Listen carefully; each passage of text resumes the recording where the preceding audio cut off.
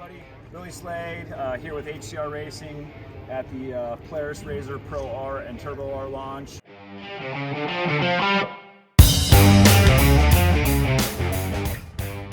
The highlights with you. First, I have the wheel turned all the way on the car, and as you can see right here, this is on a 32-inch tire, so we have approximately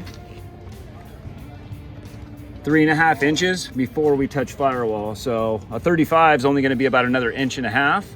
So I mean, realistically, I think we could probably stuff a 37 underneath this car with no rub or possibly minimal rub.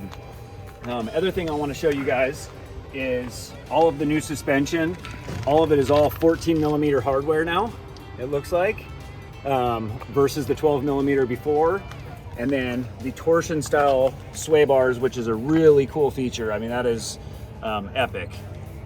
And then we have a 3.0 shock right here on a 5-inch spring. So this just gives you an idea of how big this suspension really is.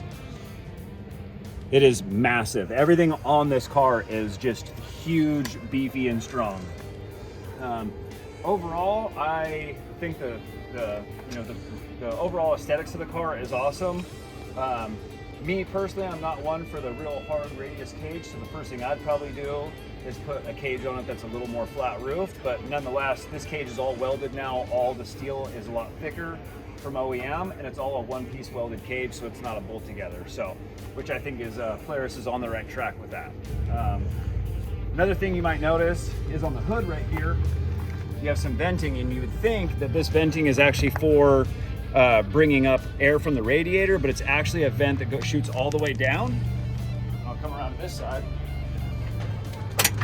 It shoots all the way down the firewall, the fire tunnel, comes back, and you actually have 2 incoming ports on the clutch system now. So you have this one right here, and then you have another one that's on the back side of the primary, which is cool. Another cool feature that I think Polaris did awesome on is the removable, let me see if I can get this, the removable clutch tool that's actually built into your housing. So no more like, where's my clutch tool? You know where it is. So if you don't have it, then that probably means you didn't put it back. So that's on you, not on them. Overall, the cockpit of the ProR is very, very similar. One thing I do notice is the arch in the shifter. That's a lot different versus the Pro XP. The Pro XP is a little bit more vertical, whereas you have a little bit of an arch right here. And then also your mode for your throttle control is on a button now, right here, which we didn't have before. And yeah, so for all of you guys that order a launch edition, an ultimate, or a premium, the ProR is actually coming with 2 batteries from the factory. So they're gonna be stacked on the driver's side, on the 2-seater, and I think on the 4-seater, you're gonna have one here and one over here. But as you can see, this car right here is rocking the dual batteries, which is really cool. And then, if you want to come around over here, we'll talk about the rear suspension a little bit. So once again, we have an alternator. The nice thing is it's all hidden behind a belt, which is very, very cool. Quick change oil filter, which is super nice. I have this little guard right here for it. But the fact that the oil is going to be really easy to change is an awesome, awesome feature, which I'm sure a lot of Polaris owners are going to be stoked about. So, and then come around this side.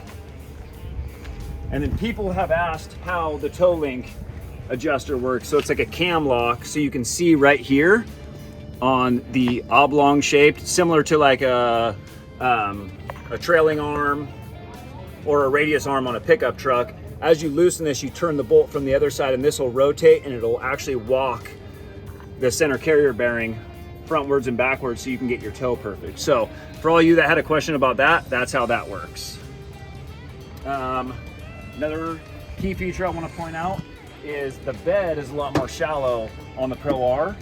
I think it was actually exactly 4 inches shallower on the ProR versus the Pro XP, so you're not going to get that deep bed, but they still give you a nice bed. You can still put a nice, 30-quart cooler back here, which is still awesome. And